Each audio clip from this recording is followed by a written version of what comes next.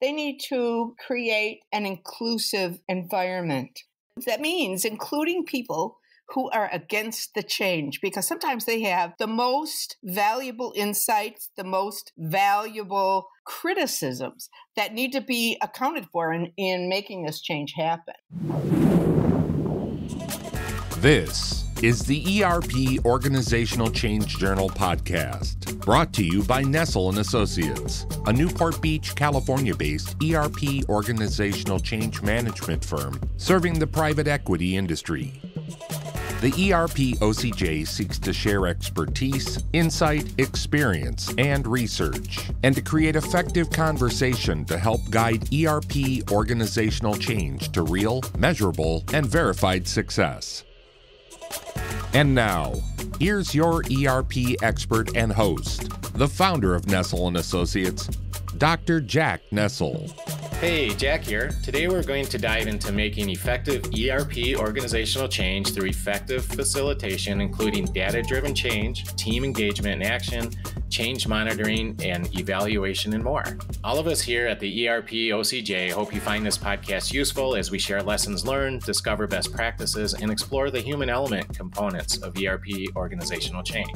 In this episode, we will discuss ERP, positive change, and workplace performance with Dr. Jeanne Anderson. Jeanne is Professor Emerita at St. Cloud State University. Additionally, she is a performance improvement specialist, change facilitator, and practitioner of problem-based learning and flipped instruction model. Jeanne specializes in community change, human performance technology, productivity improvement, data collection and analysis of learning and organizational needs. Today, we will further explore these ideas with Jeanne. Joining us from Eagle River, Wisconsin area, Jeanne, welcome to the show. Thank you, Jack. I'm happy to be here. And I'm looking forward to it. What a fun topic we have here to discuss and share with our listeners. But first, Jeanne, please tell us more. Can you further introduce yourself to our listeners? Well, like many of us in the field of training and performance improvement, there was a bit of serendipity in getting here. I went to college with the intent to study art, but I found the idea of being a starving artist not exactly appealing. I found a program on instructional technology, and I just loved it. I loved the studying the field, and I loved practicing the field. And so I began facilitating change while working in the business world. And that was 39 years ago that I started that. So including business, academia, and volunteer work. Yeah, I've been around a while. So I found that there were a lot of overlapping practices between change initiatives and the business community and the larger community. So these changes are described in my book, Making Change. And the way that got started was my co-author, Maureen Pyle, called me up one day and says, "Hey, Jeanne, you want to write a book with me?" And I said, "Yeah, sure." Well, so Jeanne, actually the topic here that I'd like to focus on today is your book. And so I'd like to start out discussing and sharing your book again as Making Change, Facilitating Community Action. And that was with, as you'd mentioned, your co-author, Maureen. And I think there's a lot to share here that can be applied to the organizational level in terms of making sustainable change, goals, and change methods. So first, before we dive into some of the details of your book, Facilitating Change, how do you go about understanding what the true and root opportunities are? So whether it's a ERP organizational change effort, workplace and performance improvement change, or even community change, how do members come to understand and agree on what change is needed? Well, to begin, I think it's really useful for a team to perceive that they are a team. That is, I've seldom done any changes that weren't done with a team of people, either in business or in the community. And they really need to have some rapport among each other so that they can better come to understand and reach agreements. So to begin, you need to be clear about your mental models. And we'll talk a little bit more about that a little bit later, but mental models and frameworks give you the opportunity for your team to understand the different perspectives of the people that they're working with. And so that's a starting place. The other thing is the team needs to be really clear about how the beneficiaries of change are viewed. Now, what I mean by beneficiaries of change, it might be the organization, it might be community members or any number of subgroups within the community. For instance, in our book, we talk about the homeless as beneficiaries, people who are food insecure, and so forth. So then the next step is to look at that and say, okay, are we doing this change with the beneficiaries, for the beneficiaries, or to them? And I think probably it's common knowledge that when you do something to people, they're less likely to accept it than when you're doing it with them. So getting on board with your perspective towards the beneficiaries is an important first start. But after that, there are a number of different techniques that you can use to look at the facts that are behind the need for the change. Sure. And one of my favorites, probably the Ishikawa diagram, or what many people call the fishbone diagram. Mm-hmm. And so you can use that as you're determining what's happening now and what is the desired goal. You take what's happening now and you put that on a page, and then you look at all the possible factors that might contribute to the root causes for that issue or opportunity. So you then identify the key indicators for those factors and look for data to support it. In one of our illustrations in the book, we talked about a group that was working with providing reading material to prisons. And one of the things they thought were perhaps contributing to that was overcrowding in the prisons. And when they collected the data, they found that was not supported by the evidence. And so that was not a factor that they needed to address. So we have the contributing factors, the key indicators, and then follow that up with data to determine if the proposed contributing factors are really the issue or not. Of course, there's another analysis tool to examine, which is force field analysis. And we'll talk a little bit about that later as well. Sure. Well, that's really interesting. And by the way, Jeannie, I want to share this quote because, again, I am a bit of a fan of art. So it was famous artist Pissarro says, God takes care of imbeciles, little children, and artists.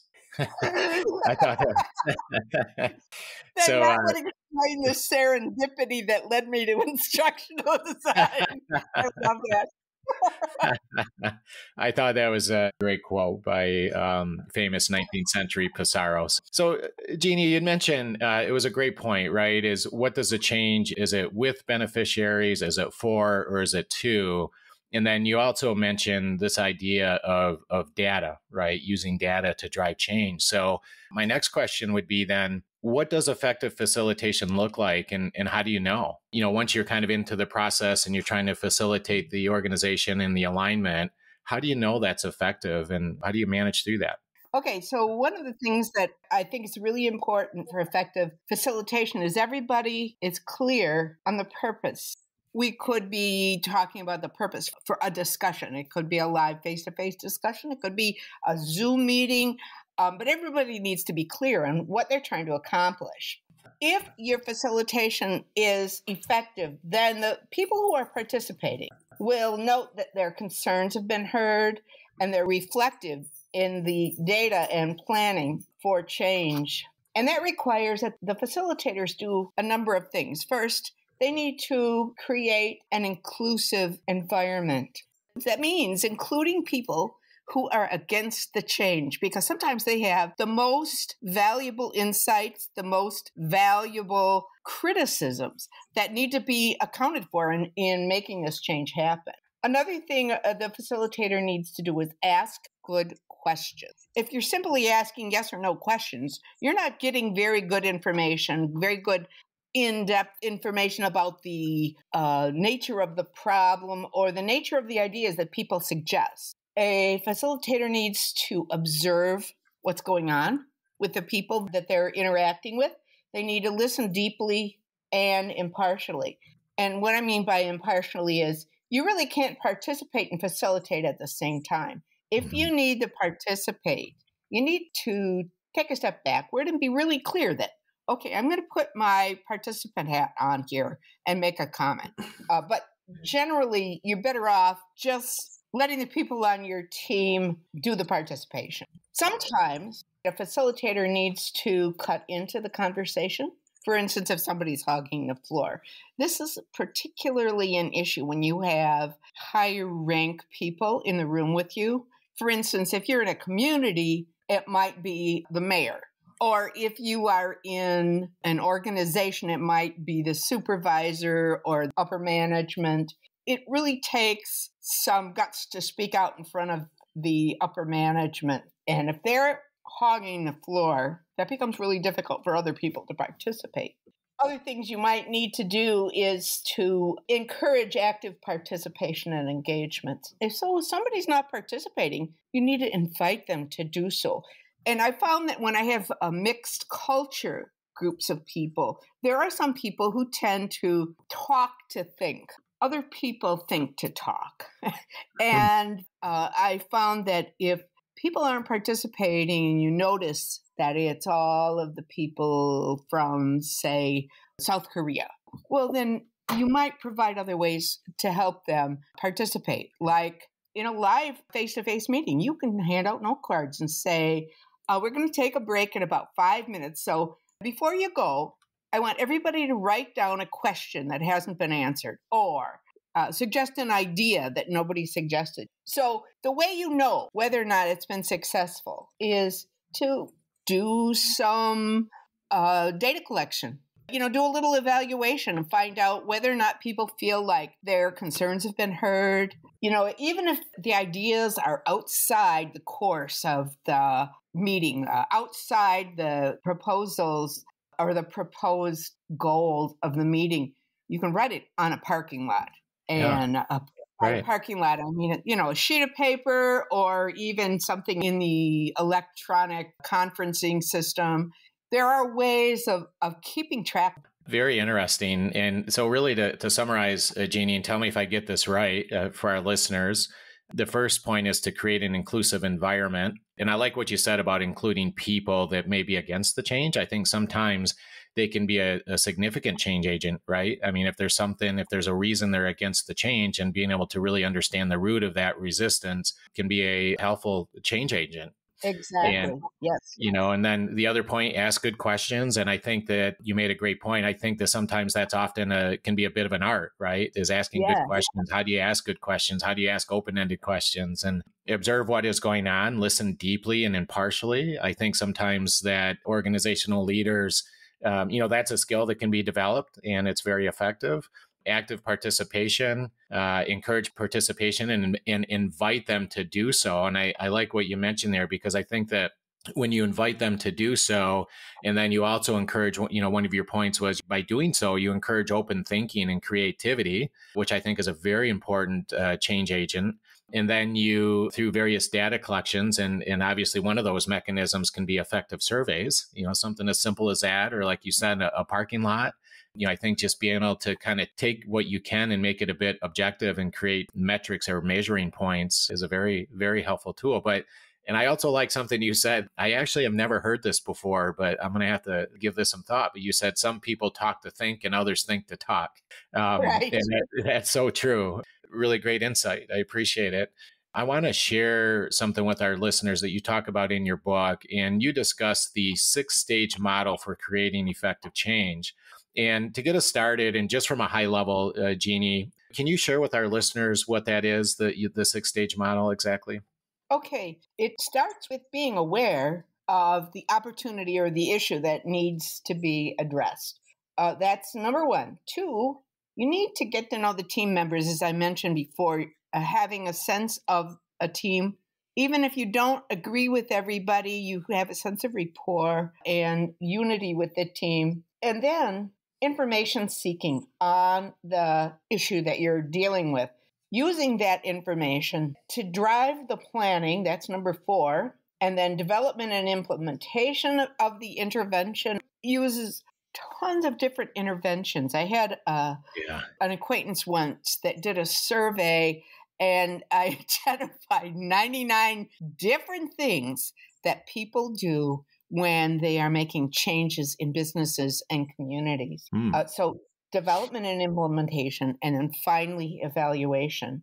You can think of this as a cycle. You begin with awareness and you end up with evaluating whether or not you accomplished it.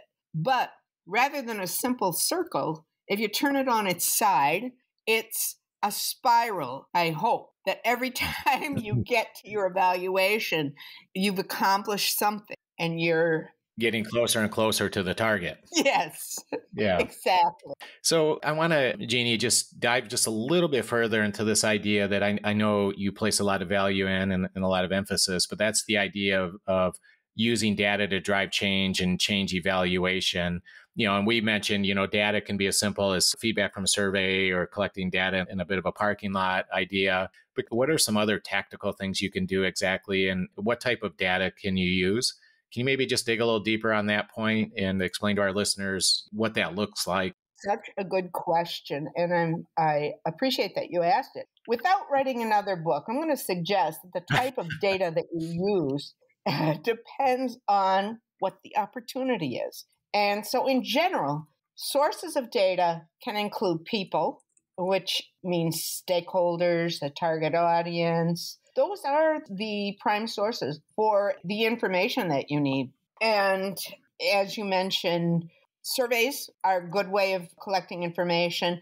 Meetings, which really are kind of a group interview, and those kinds of ways of collecting data. So that's people, then documents, and documents can be trustworthy data that you find online. However, it really needs to be local data. It can't be something that, say you work for a huge company, in multinational, and you're talking about a change over here in Lisle, Illinois. And the data includes, the location in Sri Lanka. Well, that can be misleading. So you really need to find the local information to guide that change. Other things that can be used for data are artifacts or work samples, observations. So in one community I lived in, there was observations that were done on play areas in the community and what they offered children and teens. And so an observation of those play areas, playgrounds, skate parks, those kinds of things. Yeah. So four questions you need to ask yourself in order to determine what you're going to use, what kind of information and what kind of methodology you're going to use to collect the data is, what are the questions? What do you need to know? What factors need to be measured to answer the questions? What factors can be measured? And how can they be measured? Sometimes that's a real challenge. And, sometimes that's a reason people don't do an adequate job of using data to drive change, because it's difficult to measure things that are not concrete. Mm-hmm. And then the final thing is, where can the data be found or from whom? So as you mentioned, there were surveys. I mentioned observations, individual and group interviews, and finally, extant data analysis. That is stuff that already exists. You just have to locate it and do an analysis on it. I really liked your answer, and this is great insight. And, I think this is probably an area when people focus on change, whether it's community change or organizational change or whatever the case may be. I think that the one thing the listeners might learn from your response is the idea of using data is it's an intentional activity. And you got to think about it, and you've got to, figure out, like you said, I think this is great. Number one, it depends on the opportunity. So then that's going to determine what the questions are, and then that's going to determine what factors you need to know. And then you got to think about what factors need to be measured. And then, as you said, then you have to determine, well, where can this data be found? And I liked your point. There's sources of data can include, of course, the people, but that feedback can be qualitative in a sense, right? Feedback, like from interviews and meetings. It can be quantitative, which would be, maybe through a survey. It can be through documentation and KPIs, whether it's community or organizational key performance indicators. It can be artifacts, just things that you see, and of course, observations. And then I think one of the points that you make in your book is you use all of those And then it's a matter of what I would call like triangulation, right? With the resources, you pull all those pieces together and you use that to provide you with objective evidence. Absolutely. You don't want to use one simple measure because you want to make sure that what you're seeing accurately. And triangulation is one way of doing that. Yeah. So just to drill a little further, then can that data then be used to advocate for team engagement? So you looked at all these different resources and you kind of triangulate and you pull the pieces together and you got this set of data. How can that actually advocate for team engagement specifically? You know, Jeanne, you'd mentioned in one of I think it was the second question I asked you, this idea of inclusion and participation. So then how can you use that data to advocate for team engagement? Well, I think one of the things you need to do is to use that baseline data. You're establishing your starting point, but then you want to frequently share the progress compared to the baseline data based on your team's chosen indicators to maintain that sense of urgency and to celebrate successes, however small. So don't wait till the end. Yeah, exactly. Jeanne, in your book, you mentioned, I'm going to share a quick quote with our listeners, but you mentioned focusing on the human side of the change process while also teaching the practical skills necessary for individuals to reach their goal. And what exactly do you mean by the human side? And how important is that in change? Well, in general, changes focus on people and their processes. So there are human sides, the facilitators, to the change teams, to the community or organization that are going to benefit from the change. So in the book, we share a variety of techniques for preparing these groups for planning and implementation. And for instance, the facilitator. A facilitator needs to observe carefully and listen deeply and reflect and conduct the meetings neutrally. And so we share ideas about how to go about getting ready to go into a meeting with a calm and open mind that you can use to make that happen. And one of the anecdotes I shared was the one time I didn't do this and what happened. Now, fortunately, it was a team of people that I worked with that I had been working with for some time, so we had good rapport. And at some point they said, Jeanne, you're not yourself. What's going on? And, it was basically somebody right before my meeting came in and said, one of your former students passed away. And I was so shook that I was not calm and prepared. Now, fortunately, that team was at the point where they were starting to want to develop their own internal facilitator so that they could be a sustainable group and continue on. And so it was a perfect opportunity for them. And so we worked out a way to make that happen. But that was the facilitator. To recruit and retain team members from within your organization or your community, to build rapport among the team members, that takes attention to the human side. Also, I don't know if you're familiar with David Rock, but he has a model where he talks about the human needs.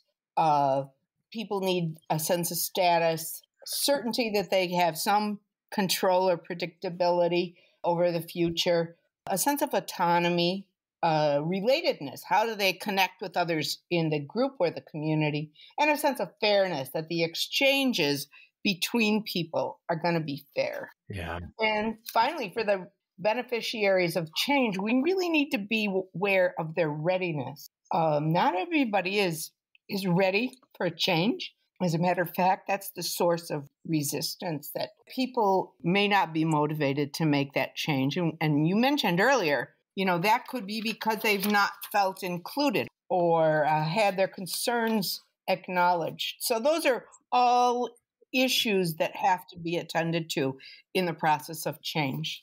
Well said. We talk about all the time, Jeannie, this idea of the triad in our business, which is people, process, and technology. And in our world, you need all three. You can't be successful without. And I think that the people piece is just incredibly invaluable and really understanding that dynamic. And, I think at the end of the day, you talk about the human side because we're all human. and we all have, emotions and like you'd mentioned, we have various levels of readiness, motivation, knowledge. We all have various levels of different, maybe environmental constraints preventing our ability to really understand and kind of move things forward. So very important point. Jeannie, you also mentioned in your book that, and I want to share another quote here, quote, "Every community has issues or opportunities that need to be addressed. The expert knowledge of community members could be the key to creating lasting change. By making community members into facilitators, making change, facilitating community action," your book, suggests that they can guide community members through the process of making change and they help them determine their goals and methods.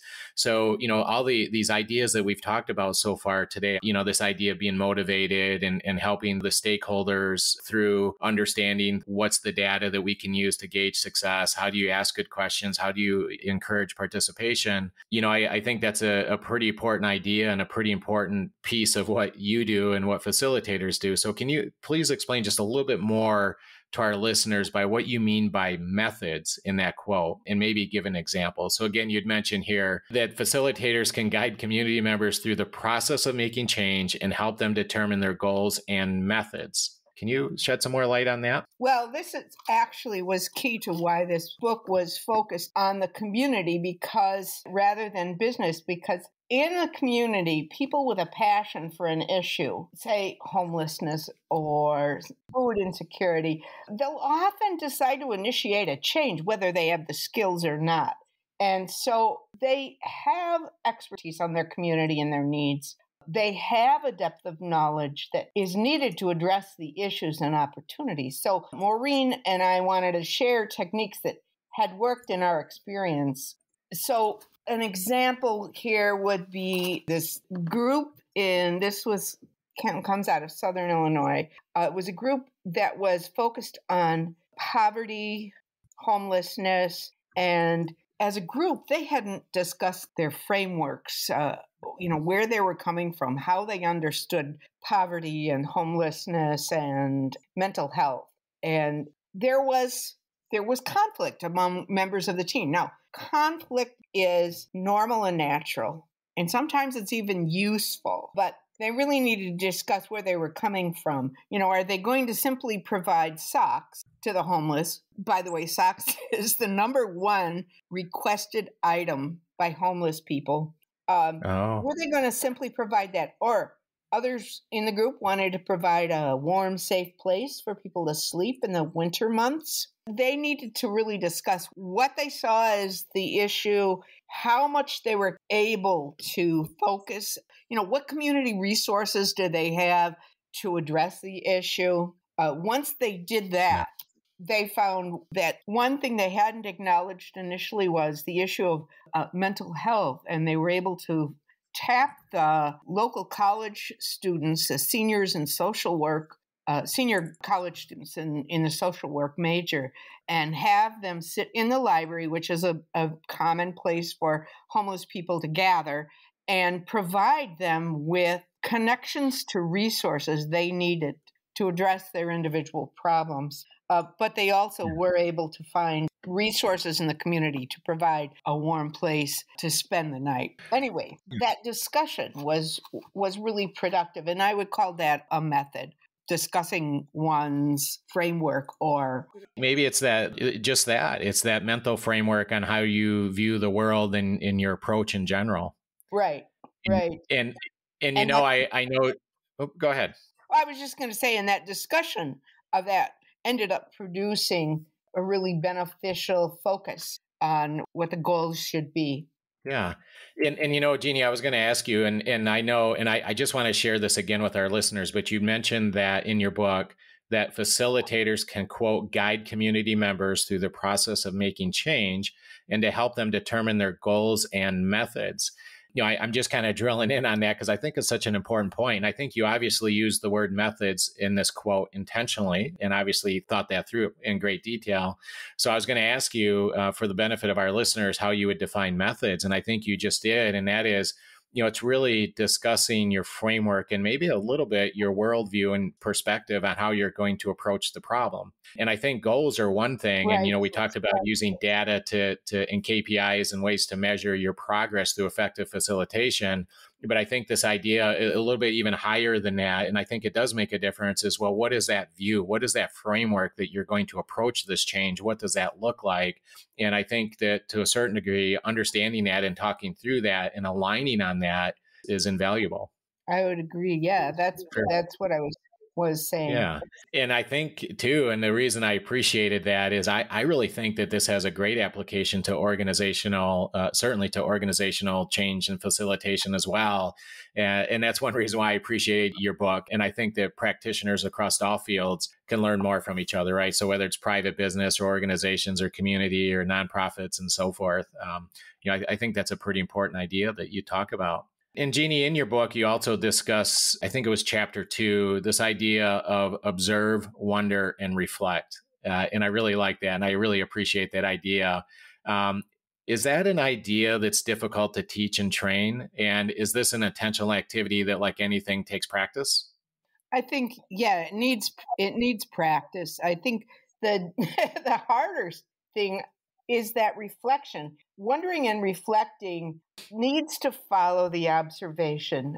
Sometimes people want to jump to action after they've made an observation, and it really takes that wondering and reflecting. So we actually followed that observe, wonder, reflect up with a couple of other chapters. One was chapter 4 on reflective facilitation, and chapter 14, wondering and hypothesis testing. This book also has some online resources. If you're, say, an experienced change agent or maybe university faculty, and you're using this book, you might use those online resources to help others develop those skills to facilitate change. Sure. Yeah. You don't want to be dependent on external change agents to come in. It's a problem with sustainability if you do that, because you're going to be always, having external people come in, and that can use up a lot of your funding. Well, and then doesn't that go back to your point? You mentioned that is it with beneficiaries for or to? Yes. Right. Doesn't that kind of tie into that question as well? Yes, absolutely. If you are doing this with beneficiaries, you want them to walk away with some skills when they're done. I mean, I think that then they can be beneficiaries in more than one way. Yeah, absolutely. And Jeanne, you mentioned, so I'm going to kind of pick on a couple of chapters here for our remaining 3 or 4 questions that caught my attention, but you have a whole chapter called Detours in your book. What does this mean, and why did you include that chapter in your book? Well, I don't want to give people the impression that you follow my model and it's just going to go smooth sailing, and it won't. Change is not easy. The path from start to finish is seldom straight. Sometimes you have to loop back and maybe make connections with other organizations in the community or in a business, other groups. In places I worked, we had people who were specialists in creating visuals or in doing evaluation. You may need to ally yourself with these organizations or these parts of the organization in order to do the best possible job. So detours and change initiatives can happen for a lot of reasons. Maybe you don't have all the key people you need on your team. Maybe you're missing those relationships with those allied organizations, or you lack clarity on goals and objectives. You might be missing important indicators and measures for the success of your initiative. You might be missing local data to guide the strategies. If all you can find is national data, that can be misleading. Yeah. You might be missing strategies that are adapted to those local needs because you don't have the local data. And you might be missing a sense of urgency driving the work of the team. So there's a lot of reasons why you might have problems. There was one example we gave in the book of a wonderful organization that had the founder who had trouble letting go and letting the new leaders take over. And that caused them a lot of bumps in the process of making change. Yeah. Anyway, any one of these items can cause log jam, and you need to identify those log jams in order to solve them. So those chapters are about that kind of issue. Yeah. And I like that chapter because, like you said, there's no such thing as smooth sailing. The path is seldom straight. But Jeannie, you'd mentioned, I guess the way I would kind of summarize your comments is that detours are not necessarily bad, right? They're a natural part of successful change. And That's so right. I think to be honest about that, about this reality and the expectations of change is a good thing. Else you are, like you said, you're misleading the community or the organization. I think if you understand that fact, you can perhaps mitigate, prepare, but you can't really eliminate this idea of detours. I think that's unrealistic and unhonest. So Jeannie, and again, I like this topic, and it actually probably is one of my favorite topics in your book. And it actually goes back to our previous conversation on this idea of methods that we talked about a moment ago. But you have a whole chapter titled Mental Models and Frameworks. And so I want to drill into that just a little bit more, because again, I think your mental model and your framework in part helps everyone understand and align on how you're going to approach the problem and help you therefore identify, the objectives and some of the tactical pieces that we talked about. But can you share a little bit more with our listeners about what a mental model is and why it even matters in successful change? A mental model is a flexible internal representation of an external reality. And we use it in thinking, reasoning, and decision-making, but it's really simplified. And we use it and apply it to many different circumstances. But because it's simplified, it could lead you to situational blindness. So it has to be flexible. There's shortcuts to help us think faster. So an example of a mental model is where there's smoke, there's fire. Well, you know what? That works pretty often. But sometimes it's not. Sometimes it's mist. Sometimes it's paint over spray or other suspended particles in a gas. So we need to make sure that we're flexible enough. Okay, does it smell like smoke? Does it does it look like smoke, but does it smell like smoke? Does it act like smoke? And so then we can adapt our mental model so that it actually applies to the situation. They can and should be revised as we go along so that they aren't limiting us or we're not just plain wrong about it. I mean, sometimes we make attribution errors. That is, we think something is a cause of smoke, that is fire, when in fact it's not. We're attributing it to the wrong cause. And that can lead us to bumps and detours. Interesting. Yeah. And I encourage, number one, to buy the book, but that idea is very interesting. And the way you approach the world and the way you approach the problem is the quick and easiest way, I would say, sums up mental models and frameworks. And there's certainly multiple and various perspectives on that. Is that a fair statement? Yeah. I would go on to say that the reason we need to explore mental models as a team is to become more aware of your own thinking. And, that's partly reflection as well, but also make your thinking and reasoning more visible to the other people on the team. Yeah. While inquiring into their thinking and reasoning. And it can help us all improve those mental models and make better decisions, both as individuals and as a group. I like that. That's a good point. It's not only an internalization thing, your mental model, your framework in the context of community change or organizational change, it's really making visible how you're approaching the problem, right? It's also that visibility part of it and just sharing that, which creates alignment. Interesting. That's great.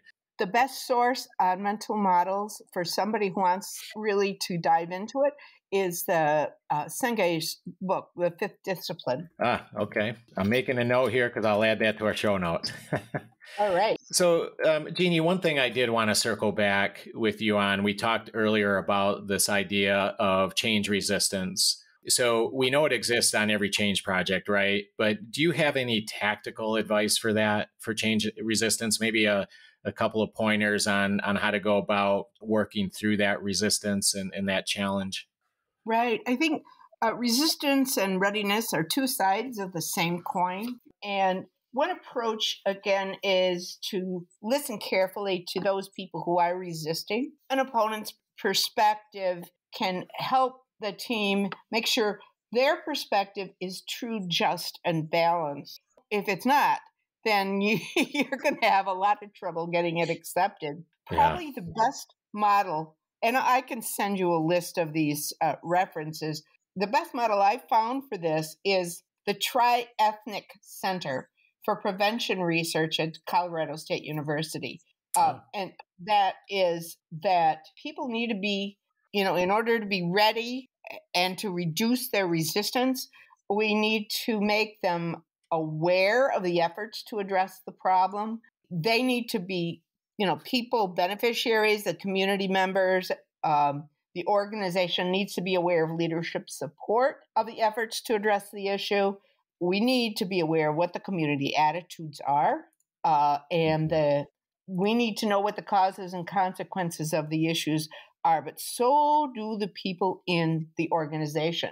And finally, being aware of the resources to support the change process. And that can make a huge difference. So tactics include creating awareness strategies, create a disruption. If somebody holds an attitude that says, oh, this can never happen, we can create a disruption of that attitude and perspective and encourage recognition of the problem. We can encourage acceptance. We can work on buy-in using communications, making sure that we're fulfilling the needs of the people that are engaged in the change process, create positive perceptions of the change, create engagement in the change planning, support exploration of the change and implementation of whatever methods we're using to make the change happen. We can support their commitment and support their integration of the change into their lives. So if we're talking about young people and substance abuse, it's going to take a lot of work to make that change and integrate it into their life. But that's also true of introducing new technologies in businesses. And, you mentioned technologies earlier. Most of my work in the business world had to do with communication technology. So I'm aware of the profound impact that those can make. You make a big, big change in the technologies that you use, and it can be really wonderful, but it can take a lot of work. So you need to maintain that change and you need to sustain it. Yeah. Great insight, Jeannie. Thank you. And I really appreciate the part you'd mentioned about creating recognition and visibility of the problem. I think sometimes that's half the battle. And especially if that obstacle, sometimes those obstacles can be more abstract, especially if the constraint is more influenced by organizational culture, like in a business world, for example. And so I think that when part of the tactical solution to change resistance is creating that recognition and visibility of the problem. So great point. Jeannie, here's another question I have. I just want to share with our listeners. You talk about in your book this idea of, quote, force field analysis. Does this have something to do with Star Wars? I wish. No, actually, it's a pretty simple notion. Not always easy to carry out, but it's a simple notion. It's the analysis of forces that are driving a change versus the forces against the change or resisting. Okay, so, it gets back to that idea of resistance and readiness. So we had an example of a skateboarder who had a real problem with not having any skate parks or any place to skate. So the skateboarders would go downtown and skate around the little sculptures and things that they had downtown. Well, that ran into the issue of the shoppers who didn't want to be run over by those skateboarders. You can understand that. Well, there was a young man who said, we really need a skate park. So what is it that's stopping us from getting one? One is, of course, the issue of finances, the money. Another is liability of the community if a skateboarder gets injured. And so those are things that were forces against putting in a skateboard park. But the things for the skateboard park, they found, for instance, there was a law that limited that liability in that state. And so the community, the town, did not need to worry about that part so much as to build it as safely as possible. So, in doing that analysis, you can answer all of their problems. That is, this young man, I think he was about 13 when he started this process, with the support of his parents who were in business. So they had some knowledge of force field analysis and helped him do this. He went in to see the mayor and he said, I understand that one of the concerns of the community is liability. Well, here is the state law. And he was able to answer each of those problems. And by doing so, he was able to reduce resistance, increase the drive for the change. Interesting example. So, well, we generally don't have 13-year-old skateboarders in our business. Yeah, that's great. No, it's a really visual example and very helpful. So, okay, so it has nothing to do with Star Wars. Okay, now I'm clear. No. So, Jeanne, we briefly covered this topic, but I just want to get your view again. Just how critical is effective monitoring and evaluation? And I know it's a theme throughout your book and throughout your work. Do you think that this is an area often minimized during an organizational or community change effort? Absolutely. I think that it's known in the business community that we don't often do a really good job of monitoring our processes, monitoring and evaluating our change, but we can use it when sponsors want to see results. Now, sponsors would be whatever manager said, you know what, we really need to change the way we're doing things here. Sure. But it could also be necessary for funders, whoever is paying the bill for making this change. Maybe the change is we need to train people to do X. Well, who's paying for that development and delivery of that training? Yeah. In the community, it's often people who are funding grants. So, an example that we gave in the book was a community that had a large influx of people from Somalia who were working at local factories and needed to learn basic English. And so the community, the school district offered basic skills training, and they got a grant to make sure, to help fund this. And they even brought it into the factory. So they offered this after work for the community, and the company supported the process and even offered space for people to go after work to take the training. But the community foundation that offered the grant had to know how it was going and whether or not it was doing any good.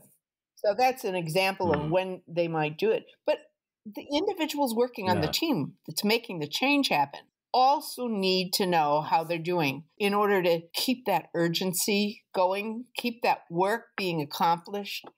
The community needs to know it as well.